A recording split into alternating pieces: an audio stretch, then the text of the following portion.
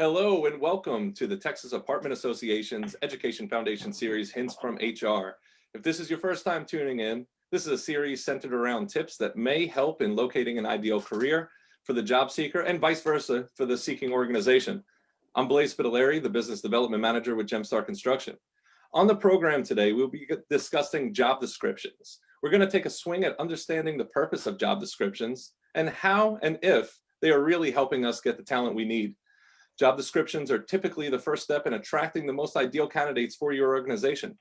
And as a reminder, we are live right now. So if you're watching this live and not on the rerun, you can interact with us by asking us questions in the chat field during the broadcast. Without further ado, let's meet our panel today. Joining the program, we have Becca Ramadi, the VP of TAAEF.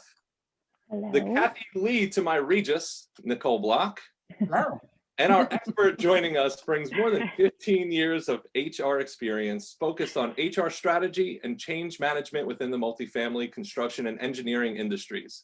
Joining BH in 2014 as the HR manager and now currently serving as the VP of HR, she holds a bachelor's in business and HR management and is currently wrapping up her master's in leadership and organizational development. She is a huge fan, I should say, of true crime. A young lady that says she can't wink or whistle, but she surely knows how to work. Welcome, Charlotte Flores. Hi. So Charlotte, we're here to discuss job descriptions today. You know, historically, job descriptions are often something that gets dusted off every so often when a position opens up, and nobody really puts much thought to it to see if it fits the current needs of the job or the property. Charlotte, tell us your thoughts on what we should be generally thinking about as for job descriptions. Well, part of it is changing kind of the mindset most of the time. And I mean, myself included for a long time, it's just, they're necessary for compliance, for performance assessment, for all of these other things that it's kind of a check the box. And so it's trying to shift that it's really more of a looking at what you need now, trying to anticipate what you're going to need from that role in the future.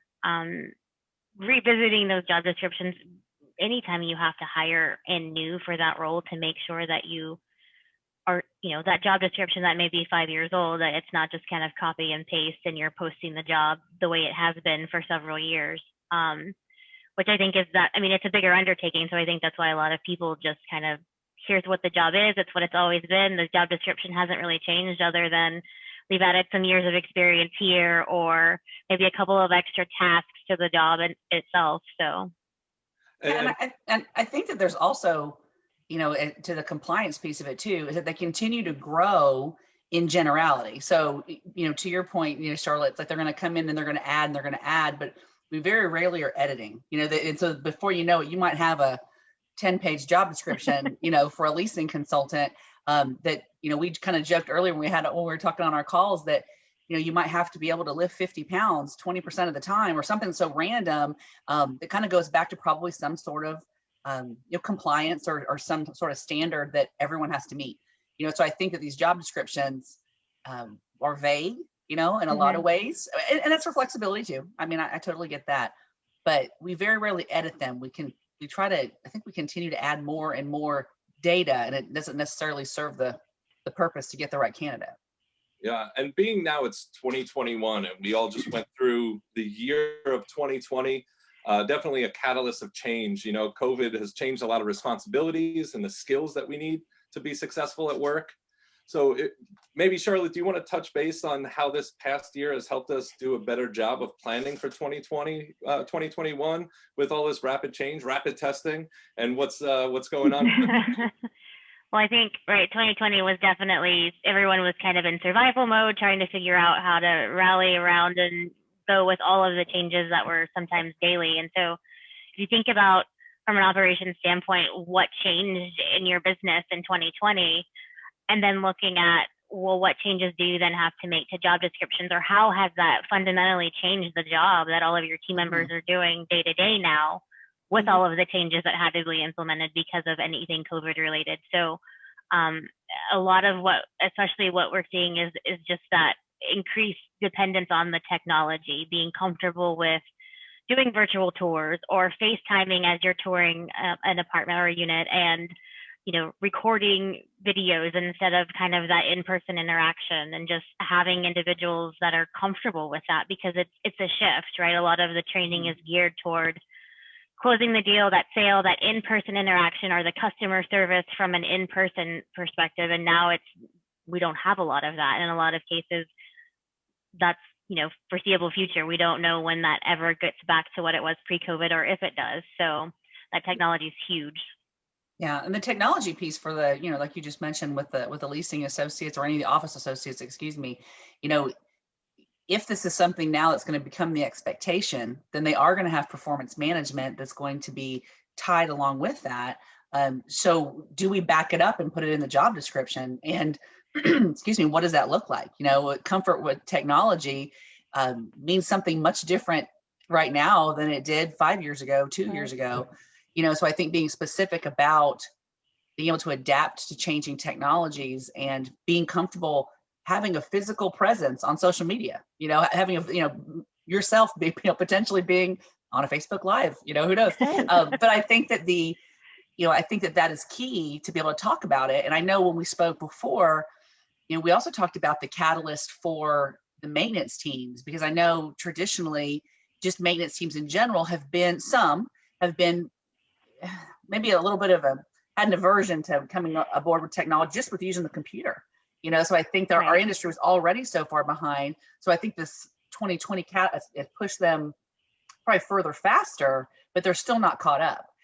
So, talk a little bit about what we discussed as far as job descriptions for what you're seeing in the maintenance world, maybe with introduction of tablets and, really being virtual. Talk to us about what you guys are seeing. So, and we did move to a mobile maintenance platform prior to COVID, but I think it's that increased, that dependency on now that you're, for a period of time, we were just doing emergency work orders or, things like that. And so you've gotten where, you've got maintenance teams that are, they're hands-on, right? They're fixing, so having them, sit down or have to carry their phone around or have to have a smartphone. And we have lots of people that, for all the reasons, don't want a smartphone or don't have a smartphone, or like you mentioned, like the tablets, that's huge too. And it's not only now am I trying to teach you this new software that you have to use to do your job, but you also have to be comfortable using the device we're giving you. Yes. No, absolutely. Well, and I know I didn't realize in your bio that you couldn't wink, but I was just saying, sometimes I was going to wink at you, but sometimes she's doing this. I'm like this, like I can't. But I think sometimes there's always people that are later to the party as far as adapting. So sometimes it's a wink, wink, or a nod to where a property manager might help, their service manager with the, that part of the administrative part of the job. And with COVID, a lot of people went to, again, the offices were closed or they had to stay 6 feet apart. Sometimes maintenance had to stay outside. They couldn't come in the office per se very often. So now they're doing their payroll through an app on their phone. So you're seeing a lot more missed punches or missed time and they're struggling with that. Or now they're really doing the service requests and communications and portals. And so I think that they're actually doing more hands-on than they might have done in the past. And now again, those ones are still behind, because now they're going to come up and everybody else has jumped forward now.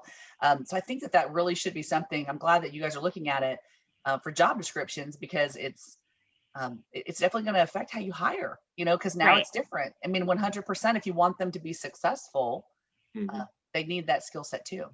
Well, and it's important that they even remember to think about job descriptions and all these changes that have happened because of 2020 and COVID, that I'm glad we're talking about this, because it's something that, as we said, can stay, on the to-do pile for a long time. But as you both are talking, it seems more and more important that those things get updated.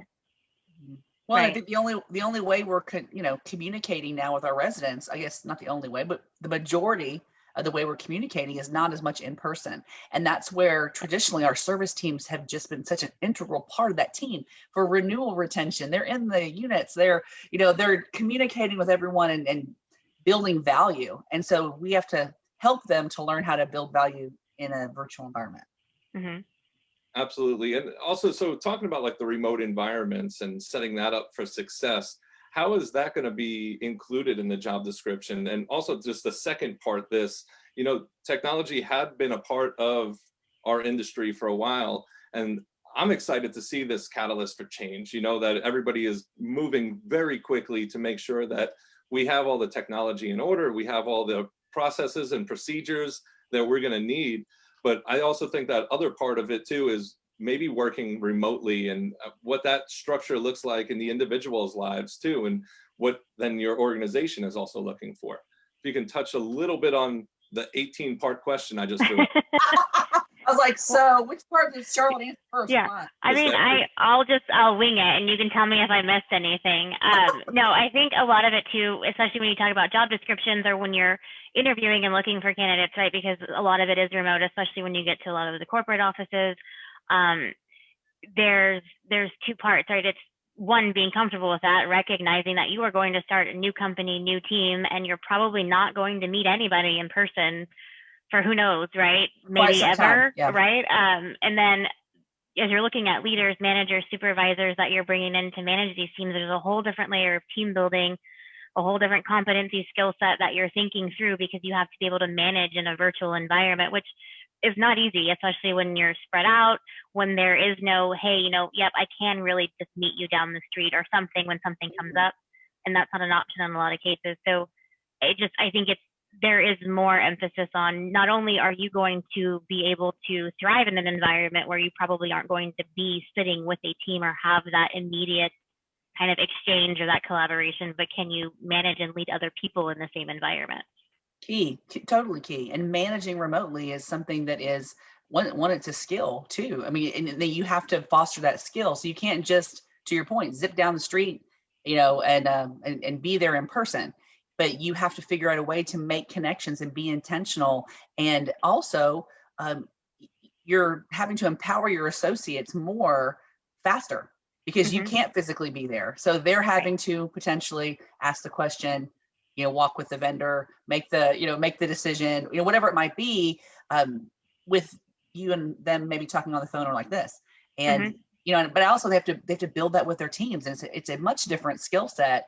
And I think that it's something that we've seen people flourish doing that, during 2020, and we've seen people struggle, because they're used to they're not used to this new format. So adaptability will be key for remote learning, but managing it, that's something we have to focus on. So we're talking about too, updating your job descriptions. So like really bringing them current to what our current needs are. Now, historically, and I don't know if a lot of people have been doing this, like maybe reevaluating every year to find out what those needs are, but traditionally, has it been taboo to change a job description that's been in place for so long? Are there any kind of performance metrics that are tied to them that, indicated why this job description is the way it is? If you care to share a little bit of a thought on that, Charlotte? I think a lot of times it's really hard, especially if you've had people that have been in a role for a while, or you start to try to tailor the job description to the person. So if you've got multiple people in the same role, that's where that's a challenge sometimes. But I also think that when you're revisiting, looking at kind of what it is that you really need, trying not to, like I said, you have to kind of anticipate or understand what the role is now, but also anticipate what you need it to be in the future. Or I've got 3 people in this role already, so now that we're adding to that, I need somebody else to bring something else to, or whatever that, like you're looking at everybody, and it's really hard to separate the person in the job already from what you're really saying you need in the role. Charlotte, what about on property? What if one property needs something very different than another? But that never happens, right? No, Becca, you're way off base, Becca, way off base. It's the same, right? It's the same. I mean, you have your leasing consultants, your community managers, your maintenance supervisors, but if you've got a property that is, under rehab or other, depending on different situations, different clients, whatever is going on at the property, larger property, smaller property, it's the same, right? We have the same job description for every role on site, but it really does depend on the property. And there's so many other dynamics of the property that tie into the person that you should be looking for when you're adding. Well, and that's the trick with the job description, is it has to be, generic enough to apply across all platforms. It has to be generic enough to represent your company in that position, and give it some breathing room for the team dynamic that is specific to a high rise versus a mid rise versus affordable versus, whatever, mixed Right. use, whatever it might be that they are potentially going to be supporting. But to your first question of the 18-part question, Blaze, why is it that we don't do it? It's a huge undertaking. If It you is. think about, if you look at that job description, and because of how we have done it for the past couple of decades, for sure, is what they are as opposed to what they probably could be. It's in the Yeah. ripple effect of that action. So we go through and take 3, 6, 9 months of, strategy, asking questions. I know, Charlotte, we talked about, who do you talk to, about the role? Do you talk to their supervisor or do you talk to the person in the role? Because it'll be a different answer. Mhm. We also talked about that there are new positions being created all the time that weren't around last year. So Right. do we create the position and then 90 days after kind of talk through, okay, now what is it you're actually doing now that you're Right. here? So Yeah. I think the undertaking is so It's huge. a lot. Yep. Yeah, and you have to really strategize on what the structure is going to be, where do you start, and then execute on it. So it could take a year, Blaze. I mean, it really literally could take a year to do it right. And so when you think about the year that we've had just surviving in 2020, I True. think that's what is holding us back a little bit.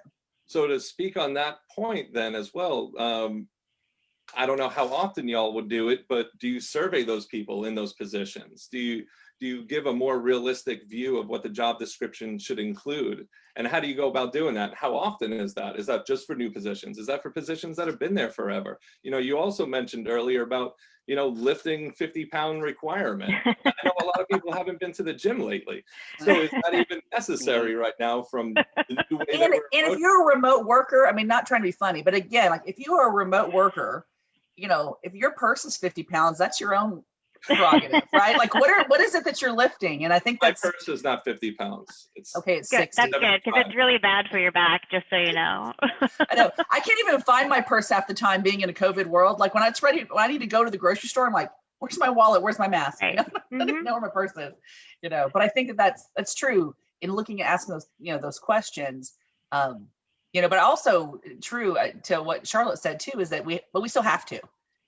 We still have to start the process. And I think that the BH is really keen and focused on it, which I think is going in the right direction.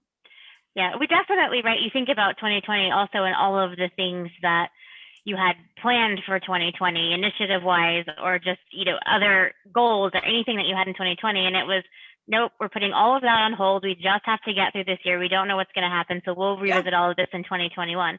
So now it's finding time to bake this into everything that you put on hold that you're now resuming. So, I mean, it just adds another layer to where do we make time to do this and how do we approach it? And to be honest, I mean, we don't know. I mean, we're still trying to figure it out. Well, the ripple effect of 2020 still isn't over, right? We Right. still have financial implications. We still have eviction moratoriums. We still have all kinds of local, state, and national ordinances that we're still not, we still don't know the real effect. And so we're also kind of in a holding pattern, Blaze, because, when do we pull the trigger? Because, when are we going to see the full impact? And I think that's another reason, not that it's justifiable, but we're also starting the year behind because we're making up for 2020 and then trying to, like Charlotte said, put in initiatives for 21. It is still just daunting.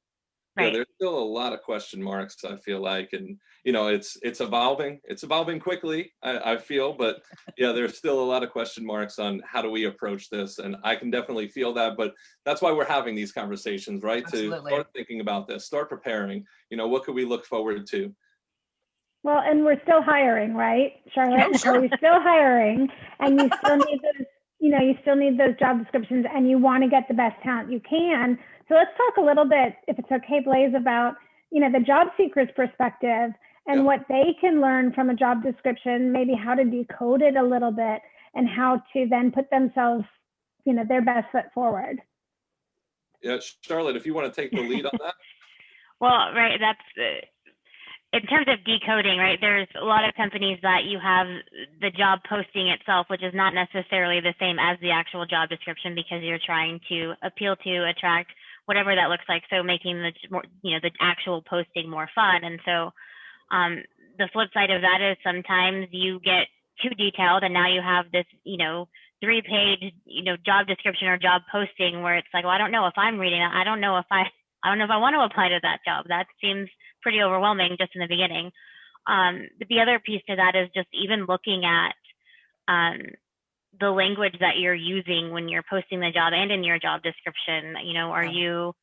Are you discouraging, are you using overly masculine language in the posting and in the job description that might discourage women from applying for that job, or overly feminine? Or are you, like the leasing consultant, going back to that, are you saying that you need to have 3 years experience for a job that you really probably don't need because it's going to discourage anybody looking to maybe get their foot in the door in property management or try something different in the sales, customer service type role, that you're going to discourage because they don't have that going in? So I think that the wording is pretty important, but that goes back to figuring out what it is you need and then tailoring that to the candidate pool you're trying to attract. Yeah, and at what point do you introduce the job description? I think that, to your point, if you're posting, but as a job seeker, if you're looking at the job, not to get too discouraged, because there's plenty of, they're putting out there an idyllic candidate, excuse me. They'll normally say what's not negotiable and what is. Right. They'll normally say, you must have a XYZ, or they'll say this is preferred. Well, preferred, it doesn't necessarily mean that it is absolutely a necessity. So I think making parallels to the decoding will be, what type of customer service experience do you have that parallels with this industry, or what type of, problem solving or leadership, or, whatever those things might be, because we're hiring for aptitude and potential, and attitude, right? So so I think that as a job seeker, there are parallels to make, and in not being afraid to take what you have done and then, kind of mix that together with what you could do, and be able to speak on it. So that's important too, not to understand that there are some wording that can exclude some certain candidates, and we would want to be conscious of that and conscientious of that, to not want to exclude people for a specific way that we phrase a job description. Is there anything more specific that you want to touch on that topic at all? I mean, I think just, as you look at, I know a lot of companies, you've got your DE&I initiatives, or you've got that embedded in your culture. And I think so that's where it's a good idea, even if you're not prepared to do the full on kind of, let's survey the different people in the different roles and redo all of the job descriptions. It's not a bad idea to go back and check and just look at how things are worded. But check with, if you've got a DE&I committee, maybe have them look at it. If you've got an interview committee where it's made up of a bunch of, it's a diverse group of people, have them look at it, just because it's not intentional. Again, it's that copy and paste. The job description's probably been the same. You had verbiage approved by legal, whatever it is, and you're not even thinking through kind of how that could be discouraging to just about anybody you could think of. Like, it's not something that you think of when you're sitting there going through job description. Yeah, and it's a tool, Here's a hint from HR. Is D&I, I'm going to decode diversity and inclusion.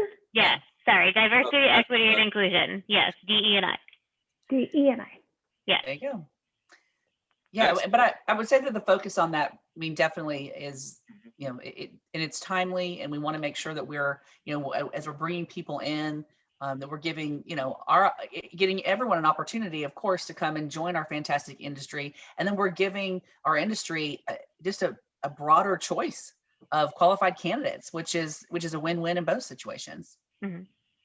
Absolutely. Now, Becca, are you checking the live feed too? Do we have any comments or questions that are? Nothing specific, not yet. Come on, folks, let's hear some questions. I know. Yeah. Well, they're probably like job descriptions. Oh my goodness. Yeah. It's an interesting topic. There's so much density to it as well. And I feel like part of my 18-part question was because when you guys were going back and forth on that, it was like so much was being thrown out.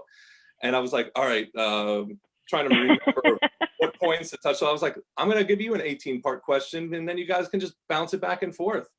He's like, I'll let y'all talk for 30 minutes. I'm going to give you an 18-part question, and I'm going to sit back. And, it's funny, we talked about remote working as well. And at one point of this, I had to shut my camera off quick and yell to my kids to cut it out. because I hear them on the other side. So I hope that didn't come through, but that's one of those adaptability traits that we need to get in our new modern world for when we are remote working. Yep. I think when you think through competencies for each of your roles, adaptability, resiliency, like all those were like buzzwords for 2020. I think they just continue into 2021. Well, and like we talked about on the interviewing segment from Hints from HR is that, so if those are the buzzwords, right, then how do you back into questions during interviewing so that the candidate can display those characteristics or not? You know, so I think people, again, they're thinking, ooh, I need someone who's adaptable. I need someone who's resilient. And then go back and listen to our interview prep, you know, and make sure that that's part of your process so that you're asking the right questions for them to be able to prove they are resilient or prove they are adaptable. Because too many times we use those buzzwords and we think everyone knows what they mean, you know, and we don't ask specific questions to get us, you know, and the candidate to the best answer. Yep. Interview questions is like, I mean, I get why it was a whole separate topic, right? Because I mean, that's just from job descriptions to interview questions. Like, I think we could probably spend another 4 hours talking about that. Lightly, yeah. So here's a question. So we talked about this a little bit, but I don't know that we got a good answer. When do you recommend the job description be introduced, if not at the job posting? So some of the most effective interviews that I've had in my career have been when that's where your talent acquisition or your recruiting team comes in, because it's the job posting. When you set up that initial phone screen or that initial interview with your talent acquisition team, that's when you have the conversation, ask the questions, like things seem to be going well, and it's like, great, like I want to send you the actual job description, like take a look at it. Do you have questions? Kind of talk through it then, instead of throwing it out there immediately in the job posting or whatever. And not to say either one's right or wrong, that's just what's been most helpful in my experience. Yeah, and I would probably concur with that. You want to ensure that the candidate has potential, and you feel good about, that you want to talk further with them about the opportunity, and then send that job description. But I think before you hit send to everyone out there, make sure you feel good now about what you're sending. Is it well? And I think that that we are having this conversation, Charlotte, because we want everyone else to have this conversation and start it. Because what we're starting now might not bear fruit till the end of the year. So be cognizant of what you're sending in that job description. Is it really a portrayal of your company? We talked about culture. We talked about, again, what characteristics we're looking for. Or is it just something that you've had for 10 years and you're sending it as generic? I don't know that it serves a purpose at that point. So you just make sure you feel good about what you're sending. Right. And to your point on culture, that's something else too, is just your job descriptions, the roles, anything that you're posting for when you're advertising or looking for talent.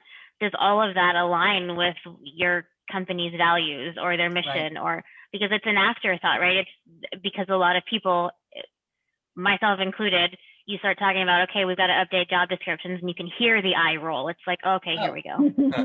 Not realizing, right, it's so much bigger than that. And it ties into so many other things, especially the culture piece. It's like, are you reflecting outwardly, like what your company really does value, and wanting to add to your team people that have those same values, that share that vision, all the things. And for some reason, the job descriptions have just not been on the forefront, I think, of a lot of companies' minds. I mean, I think that it's great that you guys are looking at it, truly, Charlotte, because, it encourages me to hear other people that are thinking about it and talking about it, because it has been one of the things in our, we've kind of admitted we needed a boost in technology several years ago, or boost in next gen, coaching and development, but we need a boost in, this is another thing that's been sitting kind of idle for 10 years that I think we should kind of shake things up and get it moving in the right direction. Well, this was a good first step. Yeah. No, for sure. Absolutely. I just want to leave the audience too with one final question. That is, your company doing everything to ensure that they reflect an accurate description of the roles at your company, and just reanalyze what your current needs are and make sure that, you're putting out there what you want to get back. So I thank you guys again too for a tremendous conversation, because every time I'm on this as well, I learn so much. And I hope everybody that's watching, and I know they do, I get some feedback that they feel the same way. Charlotte, you fantastic fantastic guest. Thank you Thank so you. much. I won't try to wink or whistle, but thank you. I would love it though. Come on. Yeah, I think we need possibly an attempt at the whistle. No, it just sounds like I'm blowing air into the mic. It literally is like that. That's it. Can't do it. I love it. Well, Couple of housekeeping. Got it? I just want to thank you guys, and then I'll get to the housekeeping. I know we got one housekeeping item, but Becca and Nicole, thank you for everything you do. We're going to take next Wednesday off because TAA and TAA-EF board meetings will be happening. Voting for the next Ambassador Video Challenge starts on February the 3rd. I believe that's next Wednesday. So check out the instructions on how to vote on TAA-EF's Facebook and other social media pages. You definitely can get more information from TAAEF.org. Blaze, you did an all right job hosting. Good job to you. And thanks everybody for tuning in. And it was a pleasure. We'll see you soon. Thanks, Bye, guys. Bye. Thank you.